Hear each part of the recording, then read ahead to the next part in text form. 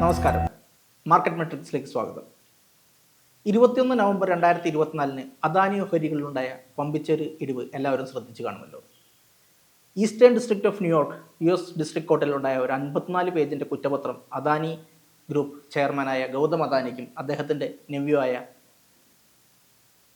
സാഗർ അദാനിക്കും മറ്റ് 6 പേർക്കുമെതിരെ ഉണ്ടായതാണ് ഇതിനുള്ള കാരണം. $265 മില്യൺ ഇന്ത്യൻ ഗവൺമെൻറ് അധികൃതർക്ക് കൈക്കൂലി കൊടുത്തു എന്നുള്ളൊരു ആരോപണമാണ് ഇതിൽ നിന്ന് പ്രധാനമായും കാണാൻ സാധിക്കുന്നത്. ഈ ഒരു വിധിയുടെ പശ്ചാത്തലത്തിൽ 2.3 ട്രില്യൺ ഇന്ത്യൻ റുപ്പിയാണ് മാർക്കറ്റ് ക്യാപിറ്റലൈസേഷൻ ഇനത്തിൽ ഇന്നലെ വിപണിയിൽ അദാനി ഗ്രൂപ്പ് ഓഹരികളിൽ നിന്ന് നഷ്ടപ്പെട്ടത്. ഇതുമായി കണക്ട് ചെയ്യപ്പെട്ട ഇൻസ്റ്റിറ്റ്യൂഷൻസ് അഥവാ ഓർഗനൈസേഷൻസ് എന്ന് പറയുന്നത് അദാനി ഗ്രീൻ എനർജിയും അസ്യൂർ പവർ എന്നുമാണ്. പിന്നീട് ഒരു കനേഡിയൻ ഇൻവെസ്റ്റ്മെൻറ്റ് കമ്പനിയും ഈ വിധിയുടെ ഭാഗമായി വരുന്നുണ്ട്.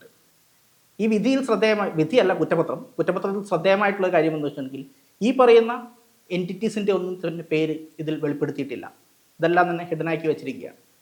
പക്ഷേ ഇതുമായി കണക്ട് ചെയ്യപ്പെട്ടിട്ടുള്ള കമ്പനികളുടെ പേര് ഇതാണെന്നുള്ളത് പകൽ പോലെ വ്യക്തമാണ്. $265 മില്യൺ ഇന്ത്യൻ ഗവൺമെൻറ് ഒഫീഷ്യൽസിന് ബ്രൈബ് കൊടുത്തു എന്ന് പറഞ്ഞ് അമേരിക്കയിൽ ഒരു കുറ്റപത്രം ജനറേറ്റ് ചെയ്യുന്നത് തികച്ചും അതിശയോക്തി ഉള്ളതുപോലെ നമുക്ക് തോന്നിയേക്കാം. എന്തുകൊണ്ടാണെന്ന് വെച്ചാൽ ഈ അസ്യൂർ പവർ എന്ന കമ്പനിയാണ് ആന്ധ്രാപ്രദേശ് ഗവൺമെൻറ്റുമായി കണക്ട് ചെയ്യപ്പെട്ടുള്ള സോളാർ എനർജി കോർപ്പറേഷൻ ഓഫ് ഇന്ത്യയിൽ ഒരു PPA PSA എഗ്രിമെൻറ്റുകൾ ഒപ്പുവെച്ചത്. ഈ എഗ്രിമെൻറ്റുകളുടെ വെളിച്ചത്തിൽ അമേരിക്കയിലെ ഓഹരി വിപണികളിൽ നിന്ന് വൻതോതിൽ നിക്ഷേപം ഇവർ സ്വീകരിക്കുകയും ചെയ്തു. അപ്പോൾ അമേരിക്കയിലെ ഓഹരി വിപണിയിലെ നിക്ഷേപകരെ വഞ്ചിച്ചുകൊണ്ട് ഇന്ത്യയിൽ ബ്രൈബറി നടത്തിയ ഒരു കമ്പനി ആ വിവരം മറച്ചു വെച്ചുകൊണ്ട് അമേരിക്കയിൽ ഓഹരി വിപണിയിൽ നിന്ന് നിക്ഷേപം സ്വീകരിച്ചു എന്നതാണ് ഇവർക്കെതിരെ നേരിടുന്ന പ്രധാന ആരോപണം. ഇതിനു പുറമെ മറ്റ് 5 തലക്കെട്ടുകളിൽ കൂടി ഇവർക്കെതിരെ കുറ്റപത്രത്തിൽ കുറ്റം ആരോപിച്ചിട്ടുണ്ട്. 2023 ജനുവരിയിൽ നമുക്കെല്ലാവർക്കും അറിവുള്ളതുപോലെ ഹിൻഡൻബർഗ് റിപ്പോർട്ടിൻ്റെ പശ്ചാത്തലത്തിൽ അദാനി ഗ്രൂപ്പിലുണ്ടായ ഓഹരി വിപണിയിലുണ്ടായ നഷ്ടം നമുക്ക് സുപരിചിതമാണ്. 1 ട്രില്യൺ ഇന്ത്യൻ റുപ്പിയോളം അന്ന് വിപണിക്ക് നഷ്ടപ്പെട്ടു, അദാനി ഓഹരികളിൽ മാത്രം. വിപണികളിലെ മറ്റ് ഓഹരികൾക്ക് നഷ്ടപ്പെട്ട നഷ്ടം വേറെ. അതിനു പുറമെയാണ് പെട്ടെന്ന് ഇതേപോലെ ഒരു തിരിച്ചടി അദാനി ഗ്രൂപ്പ് ഓഹരികളിൽ വന്നിരിക്കുന്നത്. ഈ അദാനി ഗ്രൂപ്പ് ഓഹരികളിൽ വന്നിരിക്കുന്ന ഈ വിലയിടിവ് അദാനി ഗ്രൂപ്പ് ഓഹരികളിൽ മാത്രം നിലനിൽക്കുന്നതല്ല. അദാനി ഗ്രൂപ്പ് ഓഹരികളുടെ ആകെ കടം എന്ന് പറയുന്നത് ലോങ് ടേം ഡെറ്റ് എന്ന് പറയുന്നത് 2.25 ട്രില്യൺ കോടിയാണ്. അതിൽ തന്നെ 75,000 കോടിയോളം നമ്മുടെ ഡൊമസ്റ്റിക് പബ്ലിക് സെക്ടറുമായി കണക്ട് ചെയ്തിട്ടുണ്ട്.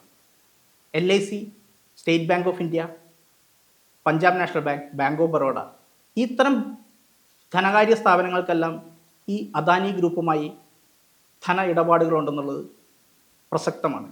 ഇവരുടെ ഓഹരികളിലും ഈ കഴിഞ്ഞ ദിവസം ഈ ഇടിവുകൾ രേഖപ്പെടുത്തിയെന്നതും ശ്രദ്ധേയമാണ്.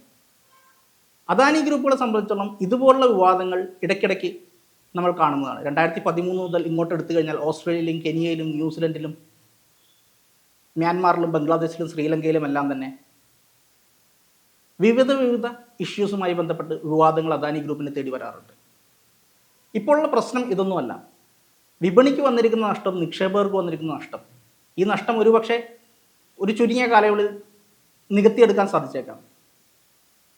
ഇവിടെ നമുക്ക് പ്രസക്തമായിട്ടുള്ളൊരു ചോദ്യം എന്ന് വെച്ചിട്ടുണ്ടെങ്കിൽ ഇൻവെസ്റ്റേഴ്സിൻ്റെ ഇൻട്രസ്റ്റ് പ്രൊട്ടക്റ്റ് ചെയ്യേണ്ട securities and exchange board of India ഇതിൽ എന്ത് ആക്ഷൻ ആയിരിക്കും എടുക്കാൻ പോകുന്നത്? ഒരുപക്ഷെ അദാനി ഗ്രൂപ്പ് ഇതിൽ നിരപരാധിയായിരിക്കാം, ഒരുപക്ഷെ അവർ കുറ്റക്കാരായിരിക്കാം. എന്തു വന്നാലും ഇന്ത്യൻ നിക്ഷേപകരുടെ മുമ്പിൽ ഇതിൻ്റെ പശ്ചാത്തലം എന്താണെന്നതും ഇതിൻ്റെ തനിനിറം എന്താണെന്നതും വ്യക്തമാക്കേണ്ടത് അത്യാവശ്യമായിരിക്കുകയാണ്. Securities and exchange board of India ഇതിലേക്ക് ഒരു അന്വേഷണം ഉടൻ തന്നെ പ്രഖ്യാപിക്കുമെന്നാണ് ഇന്ത്യൻ നിക്ഷേപകർ ആകെ പ്രതീക്ഷിക്കുന്നത്. ഇതിൽ നിന്ന് ഉരുത്തിരിയുന്ന മറ്റൊരു കാര്യം എന്താണെന്ന് വെച്ചിട്ടുണ്ടെങ്കിൽ ഇൻഡിപെൻഡൻറ്റ് ഡയറക്ടേഴ്സിൻ്റെ റോളുകൾ. അദാനി ഗ്രൂപ്പ് പോലുള്ള ഇൻസ്റ്റിറ്റ്യൂഷണൽ ഇൻവെസ്റ്റേഴ്സ് ഒരുപാട് ഇൻവെസ്റ്റ് ചെയ്യുന്ന ഇത്തരം കമ്പനികളിൽ ഇൻഡിപെൻഡൻറ്റ് ഡയറക്ടേഴ്സിൻ്റെ റോളുകൾ നമ്മൾ തീർച്ചയായും ഒന്നുകൂടി പരിഗണിക്കേണ്ടിയിരിക്കുന്നു.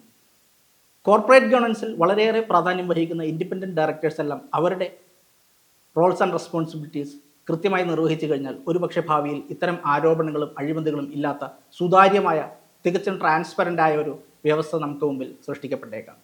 ഈ അദാനി ഓഹരികളുടെ ഈ നഷ്ടം താമസിയാതെ തന്നെ വിപണികൾക്ക് നികത്താൻ കഴിയുമെന്ന പ്രതീക്ഷയോടെ ഇന്നത്തെ മാർക്കറ്റ് മെട്രിക്സിൻ്റെ എപ്പിസോഡ് അവസാനിക്കുന്നു.